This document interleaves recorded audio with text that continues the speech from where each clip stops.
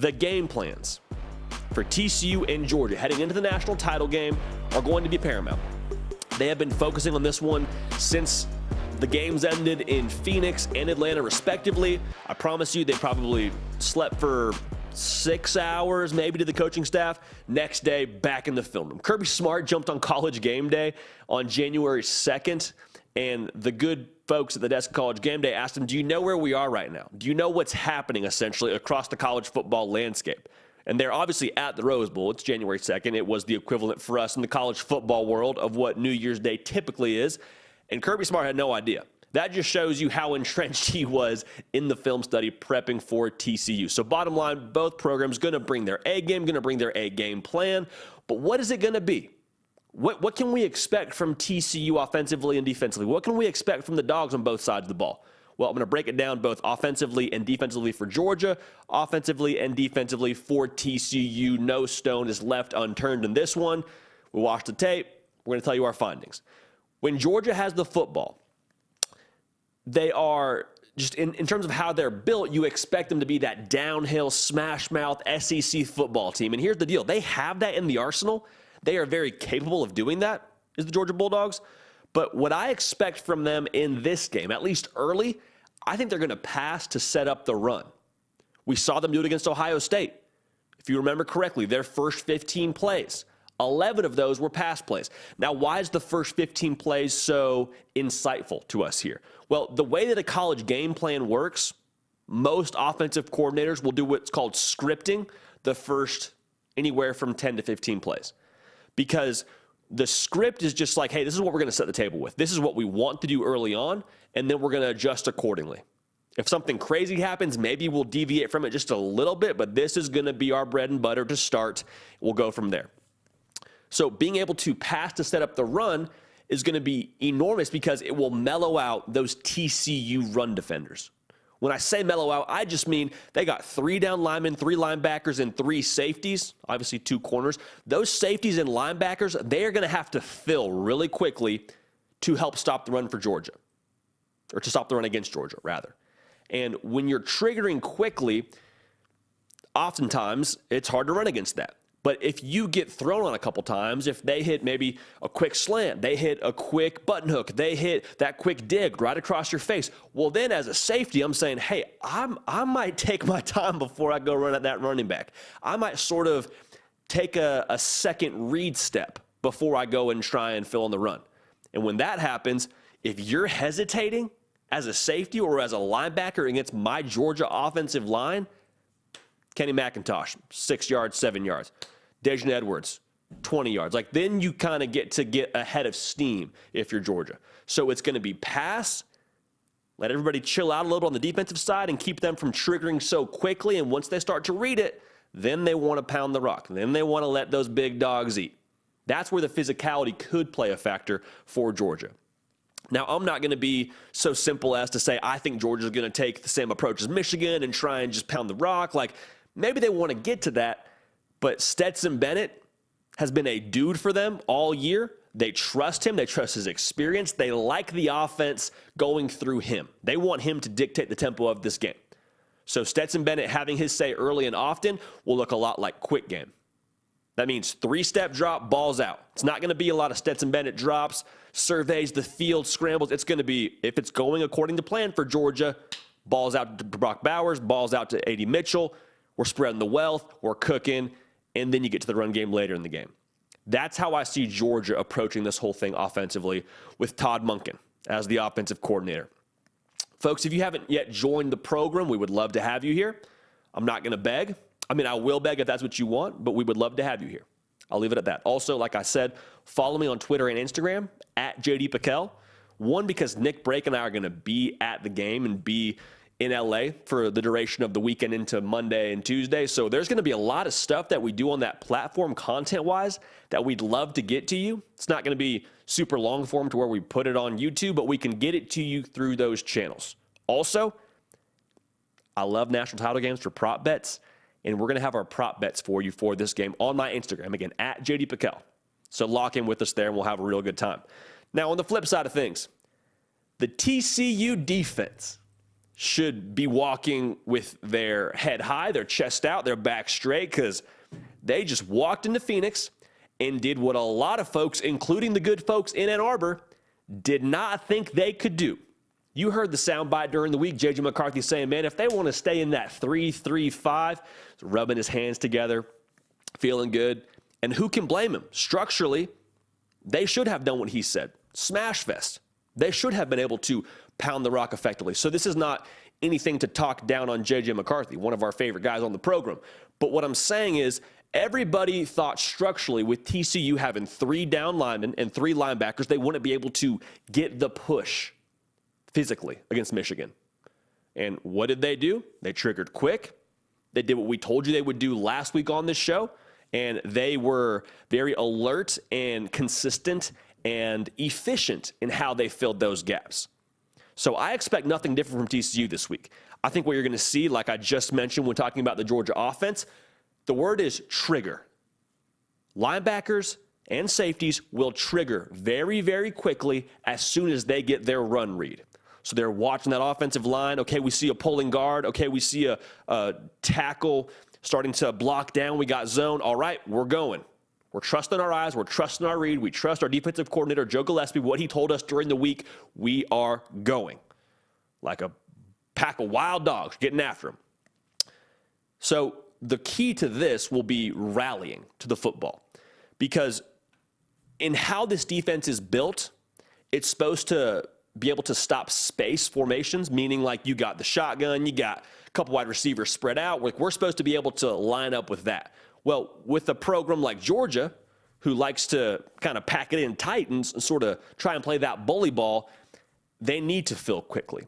And if you don't fill quickly, there may not be somebody behind you to make that tackle, is what I'm trying to tell you. So being able to get more than just one hat to the football will be very, very important in terms of how they trigger. Now, we said this during the week as well. Early downs for the TCU defense will be paramount, will be of utmost importance. It was that way against Michigan, and the reason why they won that game, the stat that I think you can tell anybody and everybody as to why TCU won that football game: 4 sacks, 13 tackles for a loss. Meaning, Michigan's average third down position was 3rd and 7.5. Now, why is that significant? If I'm a defense and you have to make up 7-8 yards, you probably can't run the football to that. Like, if we're giving up 7-8 yards on third down as a defense, shame on us, man. If we're giving that up on the ground, rather, shame on us. Now, what I would imagine you have to do then is throw the football. And when they get Georgia in these 3rd and 7 or more positions, expect them to dial it up. I mean, Joe Gillespie is one of the best minds in defensive college football right now, and I expect them to take their shots at Stetson Bennett when they have him in obvious passing situations. So that's how I expect them to do it. I think get pressure creatively, fill quickly, and you got to be consistent in how you fill. You can't, like I said, you can't be one half-stepping and get there late because then the offensive lineman has position, and you can't read it incorrectly. Because you read it incorrectly, we got play action coming, or we have somebody else wide open downfield. Not a good way to live. So on Georgia's defense, I think the formula is kind of simple. We know who they are defensively. They are, for the most part, the flavor of the year has been man defense, which, to put it simply, if I'm calling man scheme after man scheme after man scheme on defense, that just means, hey, I like my guys better than your guys. We saw Georgia do a lot of that against Ohio State, a lot more than I actually anticipated that they would do, just because, I mean, Ohio State's got some freakish wide receivers. So ultimately they had to, kind of take their lumps there, and it didn't always work out perfectly. But my feeling is if I'm Glenn Schumann and Will Muschamp, the co-DCs for Georgia, if I feel good enough playing man against some everything wide receivers at Ohio State, and I'm cool to just live in that during the game, I would expect them to live in that again in this game. So the matchups are Keely Ringo, the matchups are Javon Bullard in the slot. Like, that's going to be the key pieces to watch on the outside in the secondary. They're going to let them run. They're going to let them do their thing and play on an island. Because similar to that game against Tennessee, that was the identical game plan. That was the same thing we saw them do in Athens. Now, what happened in that game was they had a couple early wins. They caused a little bit of second guessing for the offense throwing the football downfield. And so then you turn it back to the run game. Then as an offense, you're saying, okay, we have to find other ways to make something happen here, and it's not happening on the perimeter, so we got to run the football. And when you try to run the football and you're playing man defense, to put it simply, you just have some guys that aren't in man coverage. So you're able to allocate those towards the run. So I'm trying to keep it very conceptual here. Like, this is kind of the general feel of it, but bottom line, let your athletes play out wide, let them play on the edges, and then on the interior, those big boys up front, let them go to work. I will say this, though. I think you're going to see a lot of this Georgia defensive line have what we call a mush rush. And a mush rush, to put it simply, is just we are rushing towards the quarterback, but we're not trying to rush past the quarterback. Because everybody and their mother knows. They've seen the tape of number 15, man. When he gets in space, he gets to ad-lib. That's when TCU starts to cook. If he gets to tuck the football and run and get out in space when a play breaks down, that's when they might be dangerous with him running the football. So keep an eye on that. I would, if I'm a Georgia fan, really watch guys like Mykel Williams on the outside. I would watch how Jalen Carter pushes the interior of the line for TCU. Those will be some very big variables to watch in this game. So lastly, the TCU offense. Going back to that same narrative that was being pushed going into the game against Michigan, the physicality. And you look down and you say, well, TCU was actually the team that had a huge day running the football. TCU was the one who ripped off the 70-plus yard run to Amar DeMarcado. How did that happen? And this is not to take anything away from TCU, but when you watch the game back, TCU didn't make it a physical game. They didn't make it a game where they have to just go toe-to-toe with the big folks at Michigan and have to just throw knockout punch after knockout punch. What they did, and Sonny Dykes is a genius for doing this, they had a ton of misdirection. So you had guys motioning all over the place, and what does that do to you as a defense? You're looking all around. Your eyes are all over the place. And when your eyes are all over the place, you're not seeing one thing, and that one thing is the football.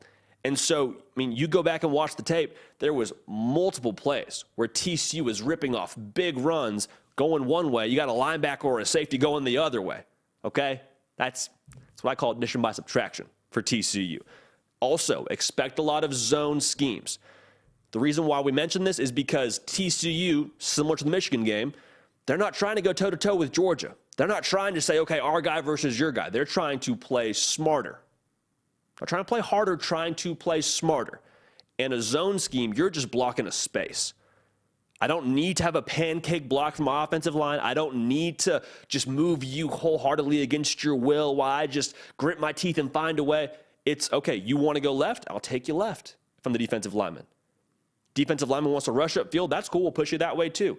And the gaps sort of are a choice then for the running back for how to cut. He obviously has a read he's looking at, but you're able to sort of dip and dive off of those different reads. So I fully expect this to be a heavyweight bout.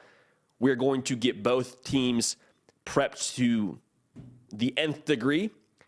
But I'm telling you, Georgia's offense, pass first, run second, at least to start. TCU's defense, let's rally quick to the football. Those linebackers, those safeties, they're coming downhill quick. How effective they are in doing that, if they're effective like they were against Michigan, going to be a very good day for the TCU defense. Georgia defensively, it's going to be play with your man out wide. Hey, our guy versus your guy, street fight style. Let's see who's better. Big boys up front. We're going to turn it back to you. Y'all go to work. For TCU's offense, misdirection, speed, playing in space. It's not going to be a boxing match. It's not going to be jiu-jitsu. It's going to be, dang, we're going to steal a punch here, scissor kick here, kind of like an MMA style fight. They want to play in space. Want to play in space as the TCU offense. So those are the game plans. I would expect this will take shape earlier.